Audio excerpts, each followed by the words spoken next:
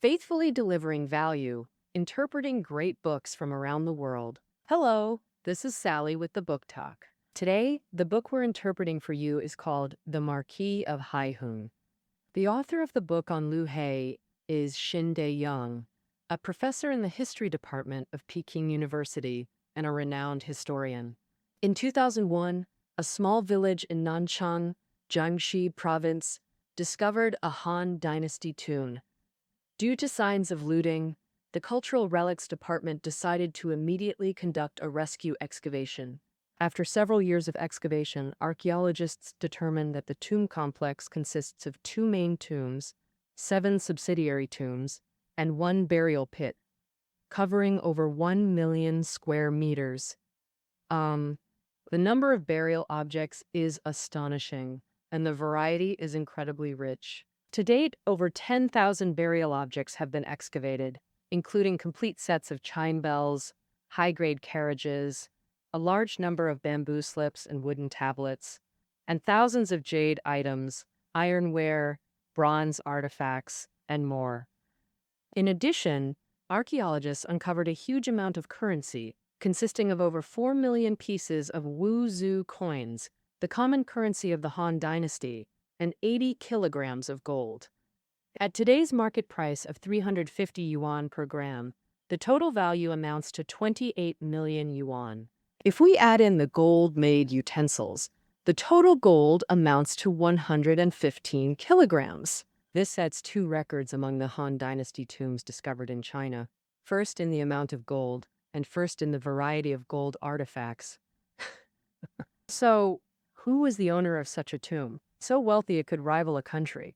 In 2015, the archaeological community officially announced to the public that the tomb owner was Liu He, the Marquis of Haihun, so the tomb was designated as the Haihun Hao tomb. After this news was announced, it sparked widespread social attention and became a hot topic among the public.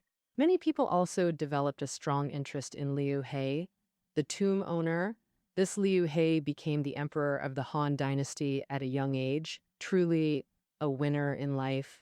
But who knew that after not much time in the spotlight, he was overthrown by powerful officials? All told, Liu He reigned for only a brief 27 days, making him the shortest reigning emperor in the history of the Western Han Dynasty. And precisely because of this, when historians discuss the Han Dynasty, they often act as if Liu didn't exist. So Liu has very limited fame among the general public. But the discovery of the Haihun Hu tomb changed the situation. Many people learned for the first time that there was such an emperor in the Han Dynasty, and it also sparked everyone's curiosity. What exactly happened? That caused Liu He to fall from the highest position of power to a monitored prisoner in an instant. The book we're discussing today will unveil the mystery for you. In this book, the author meticulously recounts the court struggles of the mid-Western Han Dynasty, restoring Liu He's mysterious family background, bizarre experiences, and ultimate fate. Next, we'll unveil the 3 major mysteries surrounding Liu He one by one. First is the mystery of his origins. I'll explore Liu He's family history and how his elders shaped his destiny. Second is the mystery of his ascension and dethronement. I'll explain how Liu He became emperor and how he lost power in court struggles, ending in disgrace. Third is the mystery of his final fate, this part. I'll describe how Liu He spent his final years and why he was granted the title Marquis of Haihun. Finally, I'll summarize Liu He's life and explore the causes of his tragedy. Now we begin part 1, the mystery of Liu He's origins, the Marquis of Haihun. In 92 AD, the first year of Emperor Wu's Zhenghe era, Liu He was born in Changyi, today's Jue County, Shandong. Liu He was born with a silver spoon in his mouth. His father Liu Bo was Emperor Wu's 5th son, titled Prince of Changyi, and as Liu Bo's only son, Liu He was a genuine prince destined to inherit the throne. His living conditions were naturally exceptional. Liu He grew up privileged, enjoyed a carefree childhood, and received elite imperial education. So, what was Liu He's relationship with his grandfather, Emperor Wu? In short, ordinary yet extraordinary. How so? Ordinary because Emperor Wu had 6 sons. His eldest legitimate son Lu Ju was named crown prince early, while his other 5 sons, except the infant Lu Fuling, were infeft as princes in their domains, all with heirs. Thus Lu He was just one of Emperor Wu's many grandsons. So why was their relationship extraordinary? Because compared to other grandsons, Emperor Wu likely favored Lu He more. This wasn't just typical grandparent and grandchild affection. It involved a woman, Liu Hei's grandmother, Emperor Wu's favorite consort, Lady Li. Now let's discuss this Lady Li. Her parents and brothers were Chengyu performers. What are Changyu? They were entertainers, skilled in singing, dancing, and theatrical arts. In ancient times, emperors, nobles, and the wealthy kept Chengyu for amusement. Lady Li came from such a family. Steeped in performance arts from childhood, she became an accomplished singer and dancer. Lady Li. She had an older brother named Li Yanyan, who excelled in music and dance. Later, Li Yanyan broke the law and was castrated, then assigned to raise dogs in the imperial palace. Because Emperor Wu of Han loved music, Li Yanyan gained his favor and often accompanied the emperor in singing and dancing, as recorded in the Book of Han. Once, Li Yanyan composed a song. In the north lives a beauty, peerless and unique. One glance overturns a city, a second glance overturns a kingdom. Rather than not knowing the cost, it's that such beauty is hard to find again. It means there's a peerless beauty in the north, standing gracefully. With one look back, she can topple a city. With a second look, she can topple a kingdom. Even so, many pursue her relentlessly. Don't they know the consequences of toppling kingdoms and cities? They know, can't resist, because such peerless beauty is truly rare. Emperor Wu, captivated, asked Li Yanyan, "Does such beauty truly exist in the world?" Princess Pingyang, Emperor Wu's sister who is nearby, interjected, "Li Yanyan's sister is that peerless beauty." Emperor Wu summoned her, and seeing she lived up to her reputation, took her into the harem and granted her the title Lady. That's how Lady Li got her title. The beauty who could topple kingdoms was deeply favored by Emperor Wu, bringing prestige to her relatives. So, soon, Li Yanyan was promoted to Commandant of Harmonious Sounds, overseeing palace music. Emperor Wu also wanted to infect Lady Li's other brother, Li Guanli, as a marquis. What rank is a marquis? Han Dynasty titles had 20 military-based ranks, with marquis being highest, requiring battlefield merit regardless of seniority. The famous flying general Li Guan longed for marquisate, but died unfulfilled. Even such a renowned general. So Emperor Wu couldn't make exceptions. What to do? He sent Li Guanli to lead military campaigns and earn merits. In 104 BC, Emperor Wu appointed Li Guanli general of Urshi against Daewon. After initial defeat, a costly victory finally brought Daewon under Han control. Li Guanli was then infected as Marquis of Haishi for his achievements.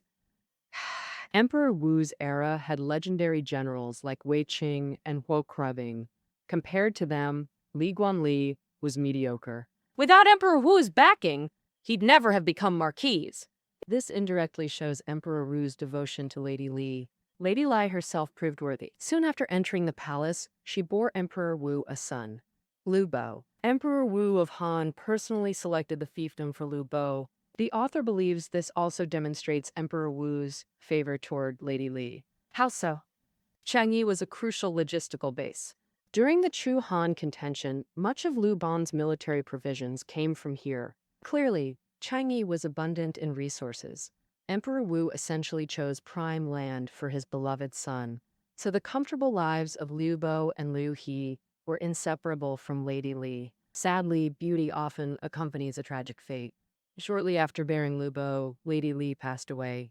On her deathbed, she refused to see Emperor Wu and uttered a famous line, "Those who serve with beauty when looks fade, love diminishes. When love diminishes, favor ends."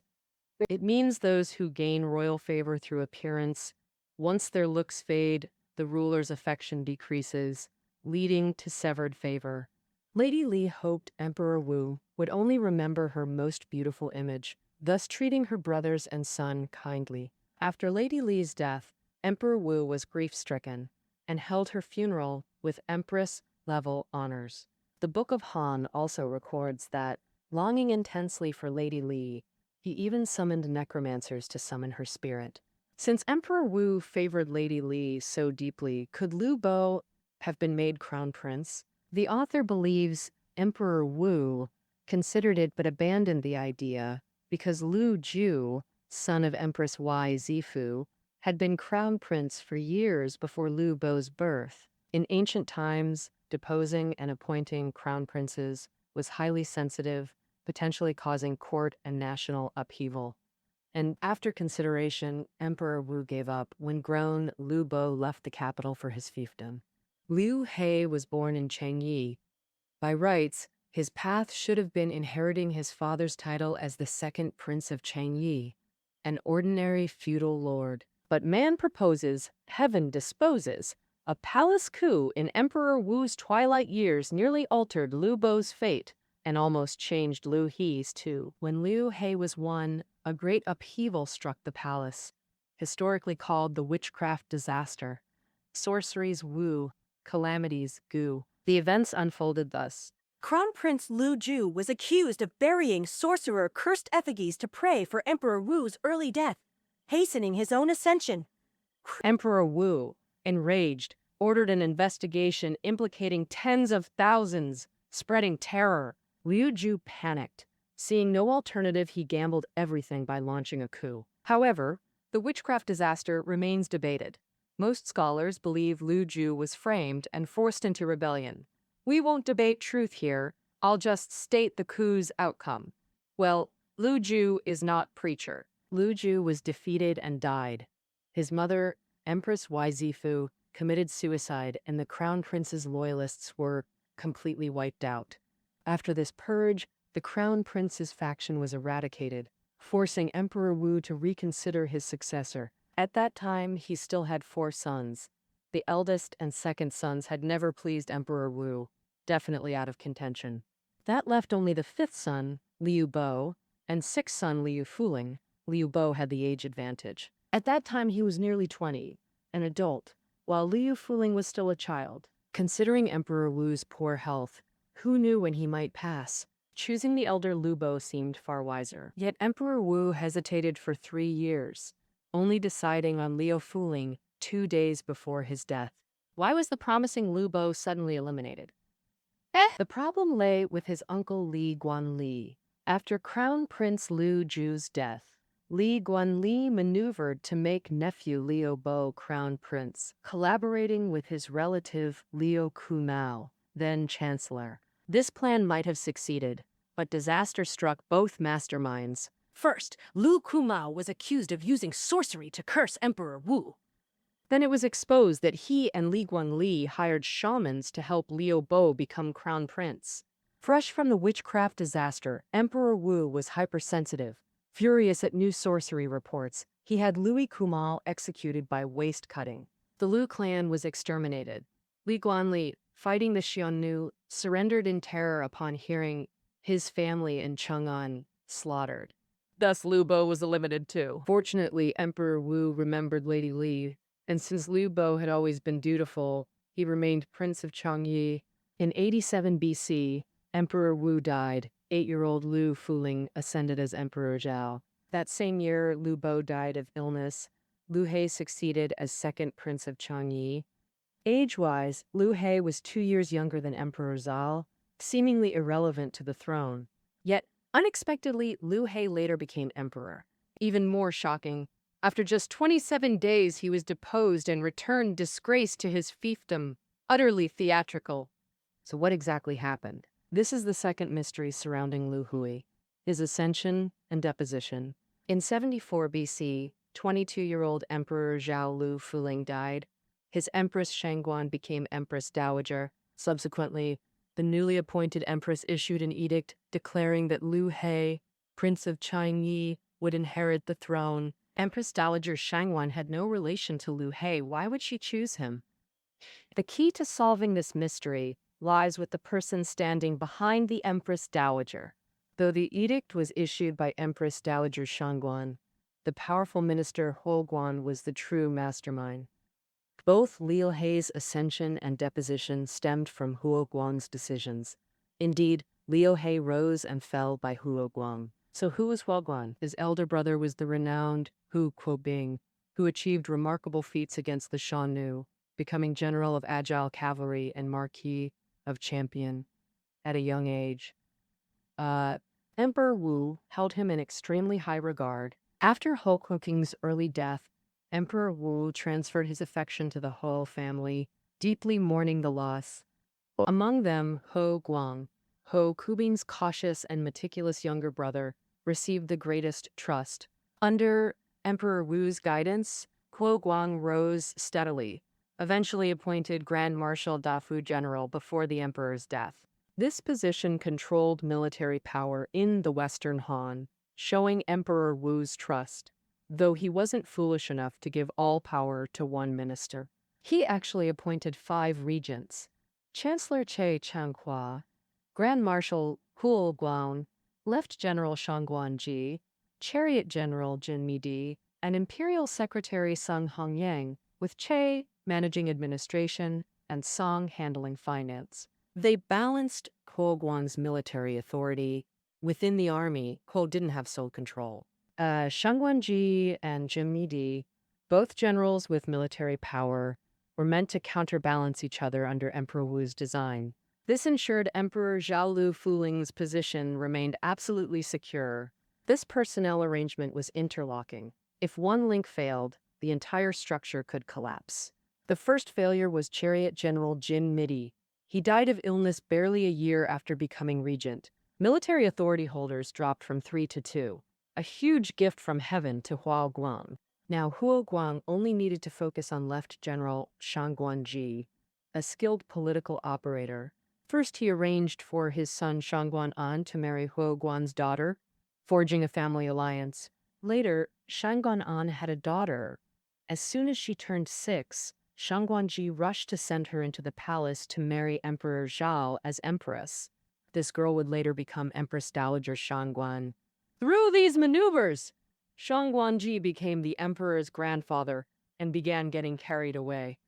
For instance, when Emperor Zhao rewarded him, he'd boast to others, "I chat and laugh freely with my grandson-in-law. Truly delightful." Shangguan Ji's ambitions swelled, placing cronies everywhere and seizing Huo Guang's power. Hu Guan remained calm, projecting an air of, "I'll quietly watch your antics."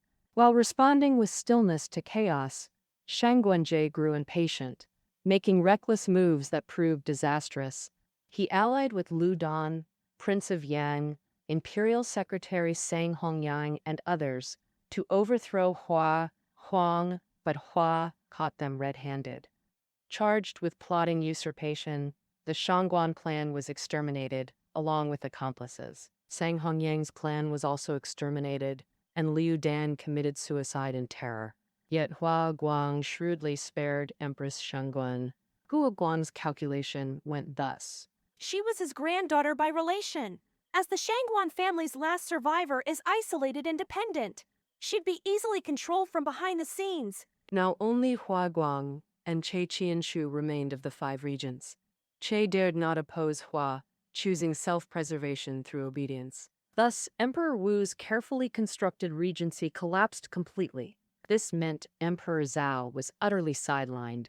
Even his bedmate served as Huo Guang's eyes and ears. But a child emperor must grow, and when grown, he'd rule personally. How would Huo Guang handle surrendering power then? Coincidentally, Emperor Zhao died in his early 20s, at his prime. Thus, historians suspect Huo Guang orchestrated this too. Of course, like most palace intrigues, this lacks concrete evidence. But in selecting the new emperor, Huo Guang's self-interest became glaring. Since Emperor Zhao had no heirs, the new emperor had to come from Emperor Wu's direct living descendants. Liu Shu, Prince of Guanling, was alive and the rightful heir. Court ministers recommended him, yet Huo Guang chose Liu Hei, a generation younger. Why? The reason was simple. Liu Shu was over 50, robust and politically experienced. Had he become emperor, Huo Guang couldn't retain power. Henry might face mortal danger, whereas Liu He, Prince of Chang'e, was only 18 or 19 with no political experience, easily manipulated. Plus, Lu Hu was still very playful even as prince. He spent days roaming outside, once covering over 200 li in half a day. During Emperor Zhao's critical illness, Liu He kept feasting and reveling, utterly carefree. The author believes Huo Guang knew of Liu He's playboy tendencies. Choosing him anyway implied ulterior motives. What were they? Simple. Playboys are easier to handle than seasoned politicians. Keep him distracted with pleasures, and you control the court. Huo Guan predicted correctly. Upon receiving the edict, Liu He rushed to Chang'an. The Book of Han records him galloping 135 li in 2 hours, exhausting several horses to death. Over subsequent days, Liu He demanded valuables and women along the way, causing chaos throughout his journey. Arriving at Chang'an's gates, ritual required Liu He to weep mourning Emperor Zhao. He replied, I choked while eating. Can't cry. Liu He seemed less like an heir and more like a child on an outing. Huo Guang watched all this, likely secretly delighted. But Huo overlooked one thing. Power's allure is irresistible. Even the most irresponsible person clings to power once tasted. So it was with Liu Hui, within just 27 days as emperor, he issued over 1,000 edicts. Most edicts involve personal indulgence, some utterly absurd. For example, summoning Chinese performers to dance in ancestral temples, daily revelry with eunuchs, even raising chickens and pigs in the palace. He even rode Empress Dowager Shangguan's small carriage for amusement, a grave insult to her dignity. Traditional historians cite this as proof Liu He was truly a tyrant, but the author notes, while absurd, these acts didn't threaten Huang Guan's power. In fact, Liu He's behavior perfectly matched Huo Guang's expectations. The problem was, Liu He wasn't entirely distracted. He still craved power. One personnel adjustment by Liu He revealed this ambition. It turned out Liu He ordered the replacement of the Changle Guard commander, a position responsible for palace security, part of the Imperial Guard, highly important and sensitive. Previously held by Huo Guang's son-in-law, Liu He now wanted his own appointee, showing he'd grown wary of Huo Guang. The next step would surely be eliminating this powerful minister permanently, right? The author believes that among Liu He's 1,000+ edicts, this one was the most fatal. It essentially revealed his true intentions to Huo Guang, and with Hua's experience, how could he miss it? He must have thought Liu He's absurd behavior was a smokescreen to confuse him, waiting to strike when ready. Thus, Huo Guan decided to strike first while Liu He's power remained unstable. The situation favored Huo Guang at that time. Court ministers were either Huo family members or his protégés, all obedient to him. Moreover, Liu He's earlier antics had angered many ministers who repeatedly advised him, yet he ignored them. Li Guanli was infamed as Marquis of Haish for his achievements. Emperor Wu's era had legendary generals like Wei Qing and Ho Kubing. Compared to them, Li Guangli was mediocre. Without Emperor Wu's backing, he'd never have become a marquis. This indirectly shows Emperor Wu's devotion to Lady Li. Lady Li herself proved worthy. Soon after entering the palace, she bore Emperor Wu a son, Liu Bo. Emperor Wu personally selected the fiefdom for Liu Bo. The author believes this also demonstrates Emperor Wu's favor toward Lady Li. How so? Qingyi was a crucial logistical base. During the Chu-Han contention, much of Luban's military provisions came from here. Clearly, Chang'e was abundant in resources. Emperor Wu chose prime land for his beloved son, so the comfortable lives of Liu Bo and Liu He were inseparable from Lady Li. Sadly, beauty often accompanies a tragic fate. Shortly after bearing Liu Bo, Lady Li passed away. On her deathbed, she refused to see Emperor Wu and uttered a famous line. Those who serve with beauty, when looks fade, love diminishes. When love diminishes, favor ends. It means those who gain royal favor through appearance. Once their looks fade, the ruler's affection decreases, leading to severed favor. Lady Li hoped Emperor Wu would only remember her most beautiful image, thus treating her brothers and son kindly. After Lady Li's death, Emperor Wu was grief-stricken and held her funeral with Empress-level honors. The Book of Han also records that, due to missing Lady Li so deeply, he even summoned necromancers to summon her spirit. Since Emperor Wu favored Lady Li so deeply, could Liu Bo have been made crown prince? The author believes Emperor Wu considered it but abandoned the idea, because Liu Ju, son of Empress Wei Zifu, had been crown prince for years before Liu Bo's birth. In ancient times, deposing and appointing crown princes was highly sensitive, potentially causing court and national upheaval. After consideration, Emperor Wu gave up. When grown, Liu Bo left the capital for his fiefdom. Liu He was born in Changyi. By rights, his path should have been inheriting his father's title as the second prince of Changyi, an ordinary feudal lord. But man proposes, heaven disposes. A palace coup in Emperor Wu's twilight years nearly altered Luo's fate and almost changed Luo's too. When Liu He was won, a great upheaval struck the palace, historically called the witchcraft disaster, sorcery's Wu, calamity's Gu. The events unfolded thus. Crown Prince Liu Ju was accused of burying sorcerer cursed effigies to pray for Emperor Wu's early death, hastening his own ascension. Emperor Wu, enraged, ordered an investigation, implicating tens of thousands, spreading terror. Liu Ju panicked. Seeing no alternative, he gambled everything by launching a coup. However, the witchcraft disaster remains debated. Most scholars believe Liu Ju was framed and forced into rebellion. We won't debate truth here, I'll just state the coup's outcome. I wait alone. Liu Ju was defeated and died. His mother, Empress Wei Zifu, committed suicide, and the crown prince's loyalists were completely wiped out. After this purge, the crown prince's faction was eradicated, forcing Emperor Wu to reconsider his successor. At that time, he still had 4 sons. The eldest and second sons had never pleased Emperor Wu, definitely out of contention. That left only the 5th son Liu Bo and 6th son Liu Fuling. Liu Bo had the age advantage. At that time, he was nearly 20, an adult, while Liu Fuling was still a child. Considering Emperor Wu's poor health, who knew when he might pass? Choosing the elder Liu Bo seemed far wiser. Yet Emperor Wu hesitated for 3 years, only deciding on Liu Fuling 2 days before his death. Why was the promising Liu Bo suddenly eliminated? The problem lay with his uncle Li Guangli. After Crown Prince Liu Ju's death, Li Guangli maneuvered to make nephew Liu Bo crown prince, collaborating with his relative Liu Kumao, then chancellor. This plan might have worked, but disaster struck unexpectedly, hitting these 2 masterminds squarely. First, Liu Kumao was accused of using sorcery to curse Emperor Wu of Han. Then it was exposed that he and Li Guanli hired shamans to help Liu Bo become crown prince. Emperor Wu, still reeling from the witchcraft disaster, was hypersensitive. Furious at new sorcery reports, he had Liu Kumao executed by waist cutting.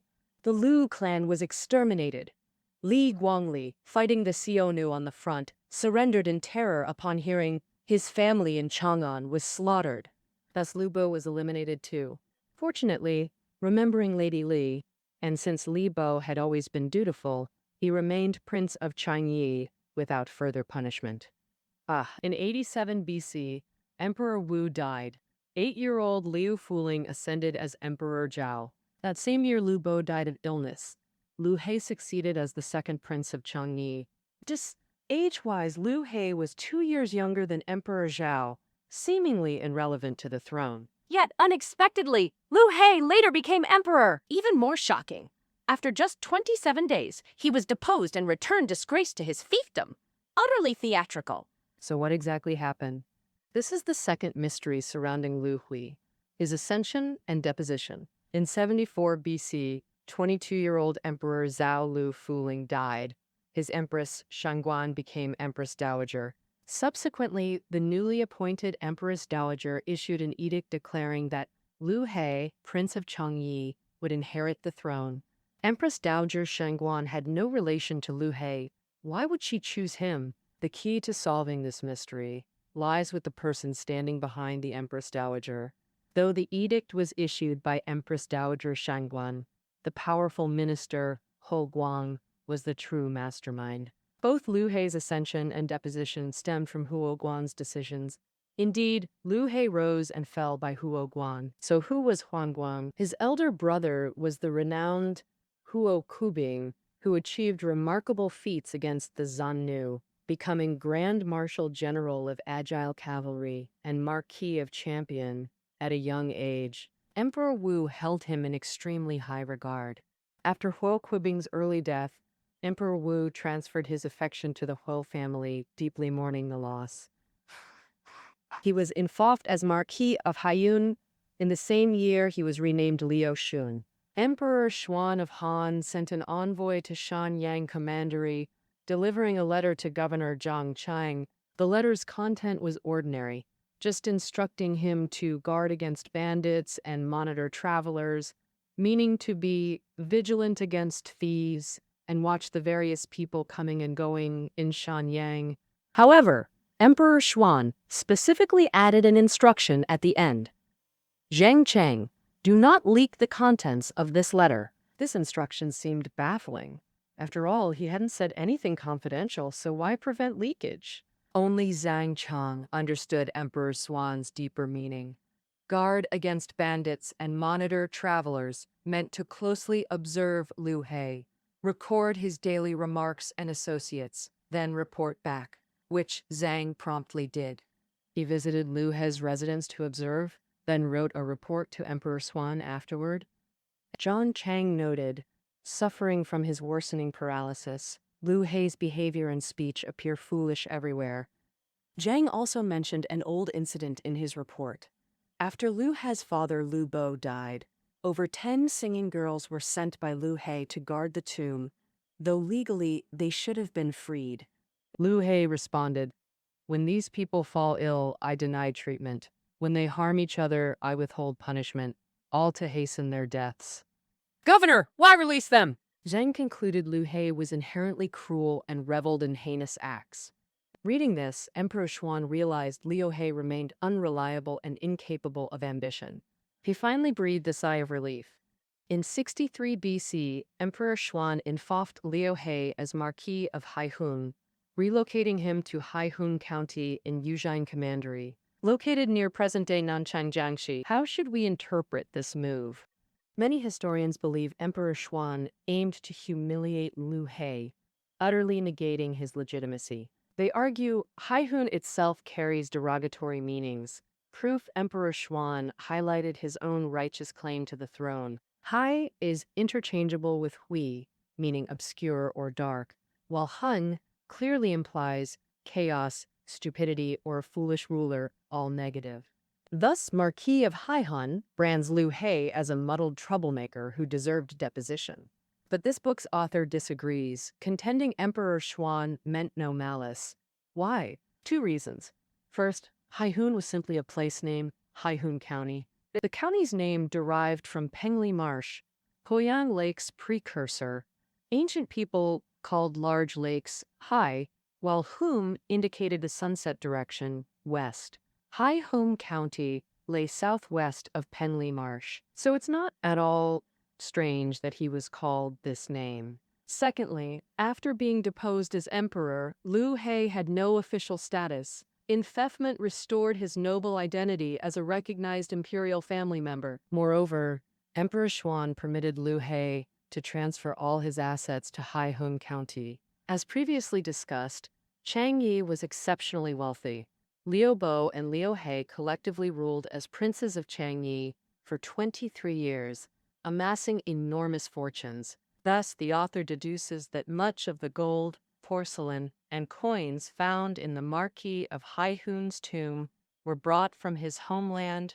These actions show Emperor Xuan extended goodwill to Liu Hei, not oppression. Emperor Xuan aimed to demonstrate magnanimity and win public support, mirroring his preservation of Huo Guang's reputation in his own name change to Luo Sun. Beyond this, Emperor Xuan had a deeper purpose. Since Emperor Wu's death, court power had been monopolized by Huo Guang, marginalizing emperors, culminating in Liu Hei's rapid ascension and deposition. Now, with powerful ministers eradicated, the emperor regained control and governance normalized. It was time to conclude that historical chapter. And Fafing Liu He as Marquis of Haihun defined his status. Merely a marquis appointed by Emperor Xuan, nothing more. In 59 BC, his fourth year as Marquis of Haihun, Liu He died at 33. This was unsurprising. Paralysis was terminal then. Patients died after prolonged suffering. Thus concludes the third mystery, Liu Hei's fate, ending his legendary life story. How should we view Liu Hei's tragedy today? Who truly caused it all? The saying, character determines destiny, fits Liu He perfectly. Records show Liu He exhibited playboy traits, impetuousness, trivial pursuits, and ignorance of court politics. Contrasted with Emperor Xuan, their differences are stark. Facing powerful ministers, Liu He rushed to overthrow Guang overnight, backfiring spectacularly, while Emperor Xuan assessed strategically. He recognized his advantage. Age, Guan, however domineering, you're decades older, you'll die first. So, Emperor Xuan of Han adopted a strategy of endurance, enduring for 6 full years until Guang passed away before taking action, and he struck decisively to eliminate the roots. Eliminate the roots. From the process, Emperor Xuan's personality was far more stable and mature than Liu He's, and his skills in court struggles were much more advanced. This is related to Emperor Xuan's experiences. Emperor Xuan grew up among commoners, endured hardships, traveled extensively from a young age, developing a resilient character and tenacious will, with decent knowledge too. These were beyond Liu Hei's reach as a spoiled noble, so Liu He suffered a crushing defeat by Guan, while Emperor Xuan wiped out the Huo clan entirely. This outcome was determined long ago by the personalities and experiences of both men. Of course, Liu He wasn't as depraved and tyrannical as history records. The over 1,000 charges against him were fabricated by Guang to depose him. Thus, the author believes that by his inherent qualities, Liu He was just an ordinary feudal lord in an autocratic dynasty, neither better nor more absurd than other nobles. It was fate that thrust him onto a throne not his own, causing him to fall from grace instantly, never to recover.